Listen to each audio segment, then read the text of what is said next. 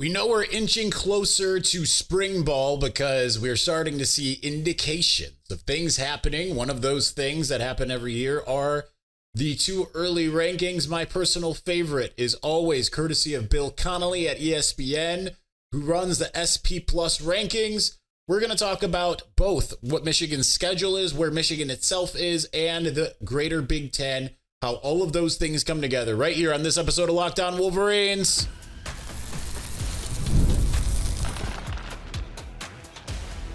You are Locked On Wolverines, your daily podcast on the Michigan Wolverines, part of the Locked On Podcast Network, your team every day.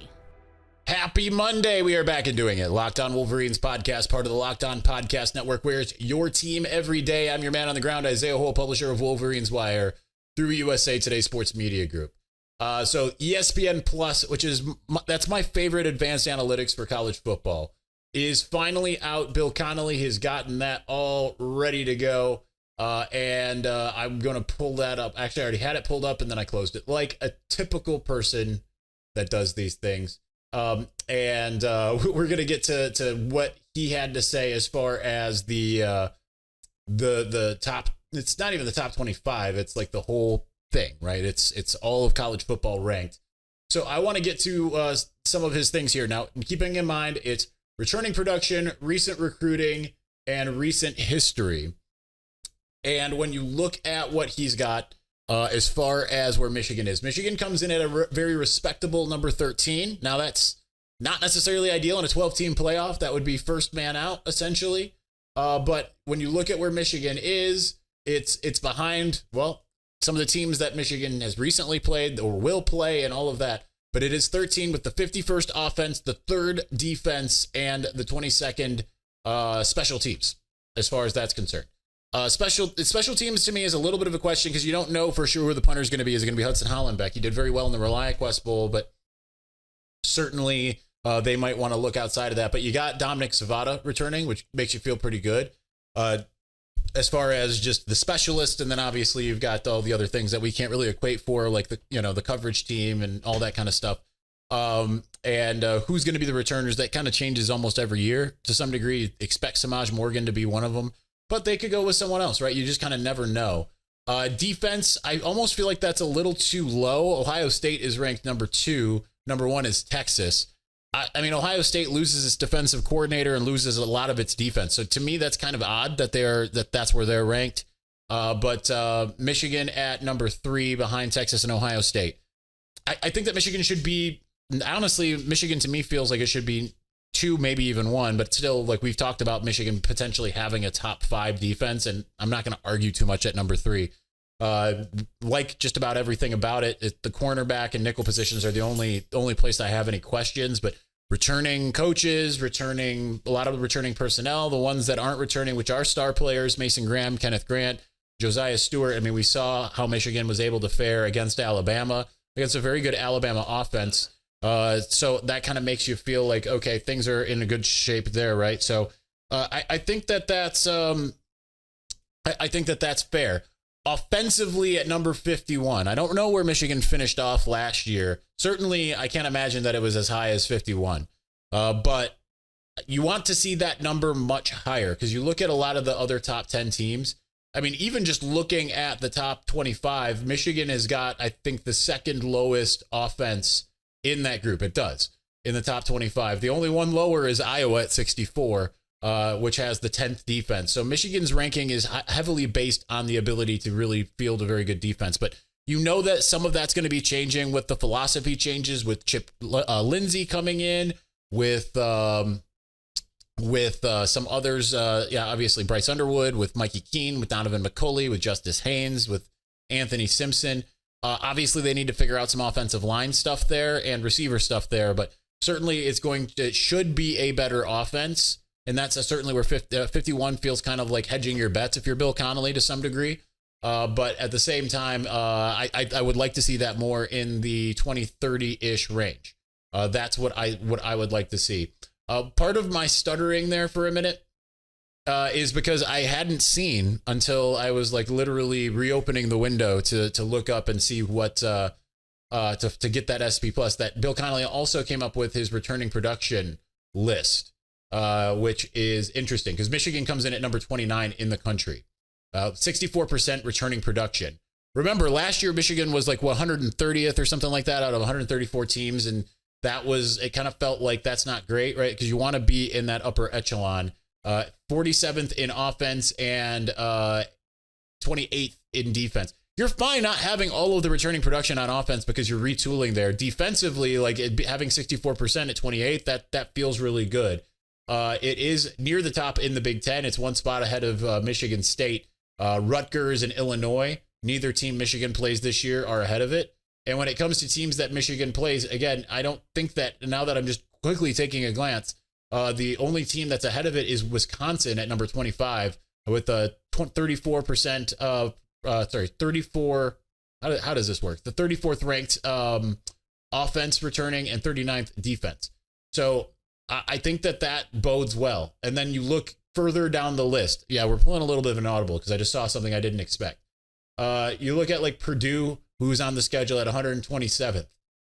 So that's good. New Mexico, the first team out of the gates, 135th, with the 128th ranked returning offense and 133rd returning defense. Probably not going to be a good game for them. That should be at least a blowout to start the season.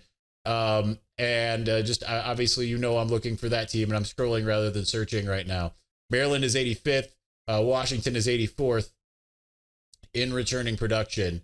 Kind of surprised that I'm still scrolling and have yet to come across Ohio State. Okay, I'm going to have to search for it. Ohio State 101st. So it's hard to, considering SP Plus, and just a spoiler alert, has Ohio State at number 1 in the country. It's got a 46 return rate, 92nd in offense, and 103rd in defense. We talked about how that could work last year. We just thought that Michigan was going to be able to, sustain some level of success. Ohio State's not in a great position there. Neither is Texas, neither is Georgia, neither is Oregon in terms of their returning production. I would look more at those teams in the top half rather than the bottom half, even though a lot of other teams have a lot of talent. Like Illinois can really make some noise. Clemson returns 81%, has the most offensive players returning. This might be the year that Clemson kind of gets back on the map, right? Oklahoma is going to be, I missed one. Michigan does play Oklahoma, who's 10th in the country in returning production, 6th offensively. So Michigan's defense is going to get a little bit of a challenge straight away, even though you don't necessarily think of Big 12-ish. I mean, I know they're SEC, but Big 12-ish teams having much of a defense. So we'll see. But I want to get to Michigan's schedule because we've kind of started talking about that now already. So let's get to Michigan's schedule. How does that rank as far as SP Plus and all of that? Let's do that here in just a moment. But before we do, attention Locked On Wolverines fans, ever wish you could directly support your favorite Michigan athletes and be a part of their journey? Well, now you can with Roy, the NIL app that puts fans in control. Before Roy, NIL deals were often handled behind closed doors and fans like you didn't have a clear way to directly support the players you love. Now with Roy, you can make a real impact and feel closer to the athletes representing Michigan. With Roy, you get to choose the player you want to support, decide how much you want to contribute, and get exclusive content straight from the athletes you back. The best part is if your player transfers, you get your money back, so it's a risk-free way to show support and make your voice heard. Support your favorite players directly and help shape the future of Michigan sports. Download the Roy app now from the App Store and start backing Michigan athletes the way they deserve, with transparency, trust, and real impact. This is the future of college sports. Join it now by downloading Roy and supporting your favorite player.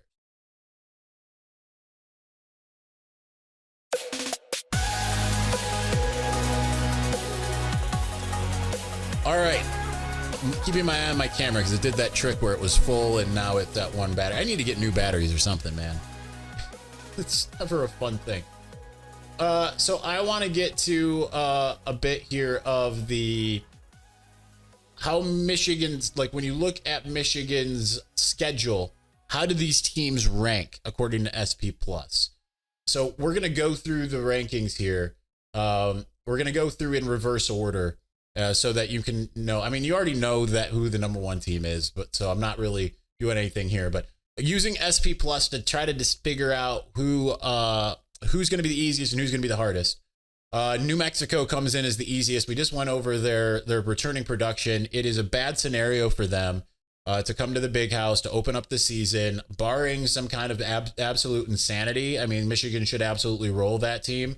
And it's a perfect way to start the season, especially since you head on the road for week 2. I didn't think Fresno State was a great way to start the last year, because you just wanted to be able to kind of build some confidence before you went, before you hosted Texas. Oklahoma's not Texas. It certainly could be that team. It's kind of one of those teams that's kind of on the outskirts. We'll get to where they rank. Next, unsurprisingly, is Central Michigan. That is week 3. They have an offense rank of 124, defense of 109. You expect Michigan to blow out the directional schools. Doesn't always work out that way. I remember 2007 leaving at halftime with Michigan down against Eastern Michigan. Why did I leave at halftime? It was really warm, like unbearably warm. I didn't have great seats. I think the only time aside from the Utah deluge that I left the game early in my entire time of going to Michigan games, I've always stayed through the final of it all. Up next, I'm not sure that I'm completely with this. Number 116 overall and the third easiest team on the schedule is Purdue. The reason I'm not with it is because I think Barry Odom is a really good coach. And I know Michigan absolutely destroyed UNLV 2 years ago. And Michigan is certainly a much better team, but he'll do a better job. I think he's done a good job in the transfer portal so far. I think he'll do a really good job with Purdue. I could see Purdue kind of rising up the ranks and being not a middling team, but certainly a team that isn't like the third easiest team on the schedule. I think that there's some good players already at Purdue. I just think that Ryan Walters didn't know how to coach them as well. It's more of an indictment on him than I think it is some of the other stuff there too. However, like we said, I mean, they've lost a ton of talent. So if I remember reading that right, let's just double check my work. Yes. So that does not bode well for them, but at the same time, transfer portal can kind of change some of those things as well. This is a team I think would be less on that spectrum. Like I think that this could be one of the teams that would be lower, could even be lower than Central Michigan, and that's Northwestern.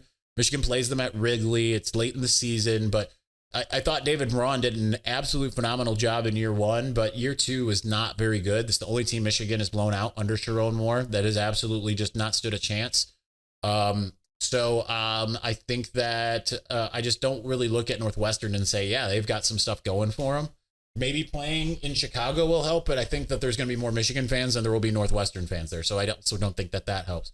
Maybe just the strain of travel, but there's really nothing that I look at Northwestern and say they're really good at. I mean, defensively, they're 40th, but I mean, that's not really been their problem. It's been offense. It's just a really bad offense, and there's really no redeeming qualities there. They lose AJ Henning. It just doesn't feel like it's going to be that good. This next one, I just am curious because I think if they get better offensively, it's ranked 107th offense, 37th defense, number 76 overall is Michigan State. Because I think offensively they can be a lot better. They've got some explosive players there. Aiden Childs loves throwing interceptions. This is kind of his thing. It's what he likes to do. Didn't do it really against Michigan, but you can see the danger, right? Like Michigan State was in that game. And certainly early in the game looked like the better team. The game's in East Lansing, late October, all that kind of stuff. Michigan has won every game but one in East Lansing going back to 2016. So Michigan State does not tend to win that game. Michigan's obviously got a lot more talent, but Jonathan Smith might be a little bit more motivated after doing the typical Sparty thing and finding a slight. That's just kind of all I got there. Up next is Maryland, who, again, is another team. Like I think that Purdue can be better than Maryland and Michigan State and Northwestern. I really do. Maryland has the 47th ranked defense, but it has a change in defensive coordinator. It has to have a new quarterback. Kind of like every time I think Maryland's going to be good, they're not. And every time I think they're not going to be good, they're also not. So I kind of feel like they're not. That's just kind of where I am. Now, penultimate game of the regular season, it is in Maryland. So I'm not really sure because it's the week before Ohio State, and it's just kind of hard to project what that's going to be. Now, Maryland's recruiting insanely well. Right now they've got the number one guy, but that's in 2026. They've got some good recruits, I think, in 2025. And I know some others in 26 and 27 that are giving Maryland a strong look. So, I mean, future Maryland could be something to deal with, but at the moment, they've got a lot that's not going for them. So there's that.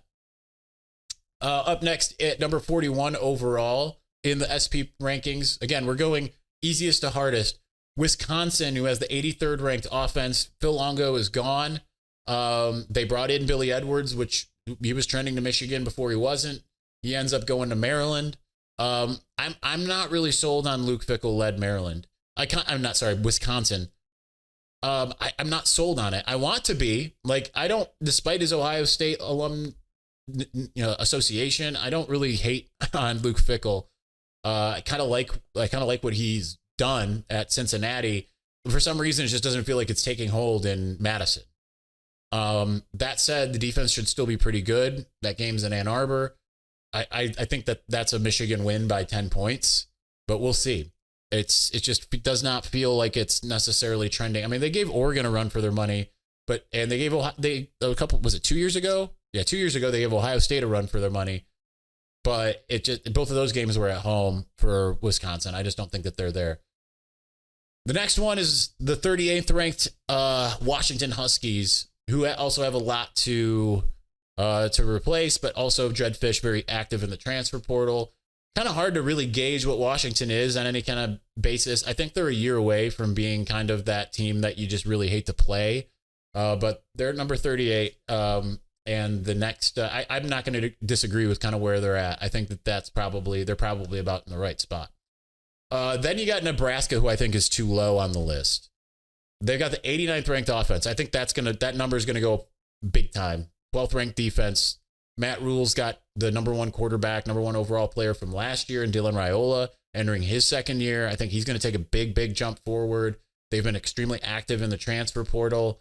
I think that they're bulking up in the lines. This game is week 4 in Lincoln. I could absolutely see this as a Michigan loss. I mean, he's talked a lot of smack. He's got to back up. I just think that Nebraska is kind of trending in a very positive direction, whether you like or hate Nebraska at the moment. I mean, I just think that they're in a really good spot. I think Michigan's going to be very good, but the timing of that, playing at Oklahoma helps if you win that game, because then it gives you the confidence to say we can go on the road and win anywhere. I don't love going in week 4 to Lincoln. I love weather-wise. It won't be like super cold or anything. But I mean, that's a hard place to play, even though the 2 times I've been there, Michigan's walked away with a win. That's where I'm at with that. All right, we're taking more time than I thought, so we're going to actually finish off with this rather than do the Big Ten rankings. So we're going to get to the rest of the games, ranking from easiest to hardest according to SP Plus, and then my thoughts on it. We'll get to the rest here in just a moment. But before we do, when the game tips off, the NBA action is just getting started, and there's no better place to get in on it than FanDuel, America's #1 sports book. With FanDuel, you can place live bets throughout the game, so even if you miss the opening tip-off or want to bet out a fourth quarter comeback, you can stay in on the action. And if you're looking for a bigger payout, you can even combine your live bets into a same-game parlay. I love using FanDuel's live betting feature because it keeps every moment of the game exciting, whether I'm backing my team for a late-game rally or picking a player to hit a clutch 3. I never feel like I've missed my chance. Plus, the app is super easy to use, and when you win, you get paid instantly. Right now, new FanDuel customers can get $150 in bonus bets if your first $5 bet wins. Just visit FanDuel.com to join today. That's FanDuel.com for your shot at $150 in bonus bets. Make every moment more with FanDuel, the official sports betting partner of the NBA.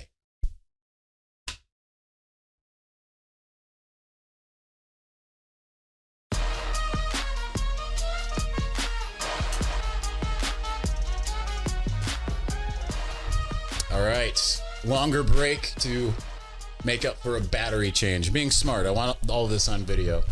All right, let's get back to the teams that Michigan has to face this year, going from easiest to hardest according to ESPN SP Plus. I tend to love this. However, I don't know that I agree per se with this one, and that's the number 30 USC Trojans. Not 100% sure that they are 30. Now, this game is in relatively early October. I think it's week 6-ish, or 6th game in Los Angeles. Going mid-season out west, not usually working well for Michigan. The 14th ranked offense, 52nd defense. But again, I want to go to the returning production, because USC is one of those teams that's not doing very well. 97th overall, returning 46%. 50% of the offense, 43% of the defense. It's not good. I don't think that bodes well very much for USC, considering that Michigan's going to have a much more veteran team. His offense is going to be even better.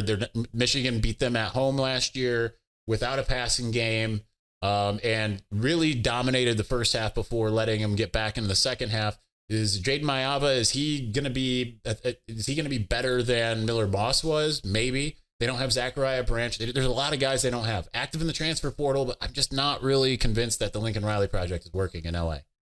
Kind of doesn't feel like it now. Again, too, he's going up against a Wink Martindale defense. Defense usually travels, not always. Didn't at Washington last year, but that's that. All right, we are getting to the final two, and we're gonna go with the one that I think Nebraska is going to be harder than this one personally, but it all depends. Again, they've got a ton of returning talent. They got a new quarterback in John Mateer, but Oklahoma in week 2, Big Ten versus SEC, technically. I'm not sold on Brent Venables. However, Oklahoma was one of the teams that beat Alabama last year, much like Michigan did. So they're capable. I think John Mateer helps them out a ton. Defensively ranked 14th, like I said. So it's not going to be, this is one of the harder defenses Michigan's going to face on paper. I don't really know what to think of this game, but it being in Norman, and this is a game I'm super stoked for. I can't wait to go. I've wanted to go to Oklahoma for some time. I'm just not really positive. I think I could see Michigan losing this game and beating Nebraska. I could see it going the other way. I could see Michigan beating either. I could see Michigan losing either. I don't really know. But I do think that Oklahoma is not what it was under Stoops nor Riley. Let me put it that way. Brent Venables, I think, is a good coach, but I'm not sure that he's a great head coach yet. And I think if Michigan can go in there and be more physical, which I absolutely think it can be, it's what it did to Alabama even, I think that it's got more than a fair shot. Now, this one, I don't agree with. And it's not necessarily on the list of easiest to hardest. I do agree with this, but I don't agree with it in terms of the overall rank. And that's Ohio State, who plays Michigan in Ann Arbor. I do think that's going to be Michigan's hardest game, regardless. And a lot of it has to do with the motivation. But Ohio State, according to SP Plus, is the number 1 team in the country with the number 6 offense and number 2 defense. I don't know where Bill Connolly came up with this, because part of his thing is returning production. And if you recall, Ohio State is 46% of the production returning, 47% on offense, and 45% on defense. And yet it has the 6th ranked offense and number 2 defense in SP Plus. I don't really get that or understand it whatsoever. Because they have new coordinators on both sides of the ball. Yes, they have probably the best player in college football in Jeremiah Smith. We don't know for sure who the quarterback's going to be, but it's probably Julian Sayin. But he's got really no production. I mean, we could say the same thing for Bryce Underwood. But I think it's you kind of don't know what you're going to get until you get it, right? And that also goes for Bryce. Bryce kind of feels like a much more sure thing than Julian Sayin is. Because Bryce feels like the type of guy, and I'm not just saying this because he's a Michigan guy. I would said this if you went to LSU. Feels like the type of guy that generally is going to be starting by the end of year 1. Julian Sayin kind of feels like that, like a year 3 type of guy. Could absolutely be wrong, and so don't come at me, Buckeye fans. I absolutely could be wrong, and it helps him that he's got Carnell Tate, and that he's got Max Clare, and that he's got Jeremiah Smith. Running game, big question marks. Is James Peoples, is he the one that's starting there? Probably the likely starter for them. Little terms of production there, little terms of production up front on the offensive line. Same thing defensive line. Same thing through much of the defense, new coordinator, all of that stuff. I just don't see how they're the number 1 team. To me, I would be looking more at like a Texas, who is relatively high in returning production. No, I have that wrong. Really high in the other, but like as far as defense, no, I'm conflating things. I feel a little bit better about Texas, who does lose a bit, but still has like a guy that we feel fairly assured is elite in Arch Manning. than I do a team like Ohio State. Again, Clemson to me, like, so much returning production, that feels like that should be more of a story. Heck, I wouldn't even completely argue Oklahoma, even though I just had an argument against it. Yeah, I can see Florida rising up the ranks with their phenom quarterback. There are a lot of other teams that I look at and say that they are more deserving. I just feel like the Ohio State brand tends to put them in this position. And I mean, so does Michigan. Michigan was ranked about where it is in the SP Plus at 13 last year, after kind of also losing a lot, because that's just kind of what happens when you have a name brand and won a national championship. I don't think I agree with Ohio State there. Could they absolutely be the number one team? They absolutely could be. If this isn't your father's, your grandfather's, or even potentially your college football, things are a lot different than they used to be. So with that in mind, yeah, I don't know that I agree with that. But nonetheless, I still think it's going to be the hardest game on the schedule for Michigan, because it's still Ohio State. I don't think that Michigan's necessarily going to run them out of the stadium, but we've seen that it is possible. They did it in 21 and 22. So it is absolutely possible. No one on that Ohio State roster knows what it's like to beat Michigan. No one. So there's that too. And no one on Michigan's roster knows what it's like to lose to Ohio State. All right, that's going to do it for us today. We'll be back tomorrow. Thanks for watching. Thanks for listening. We'll talk to you again soon. Peace.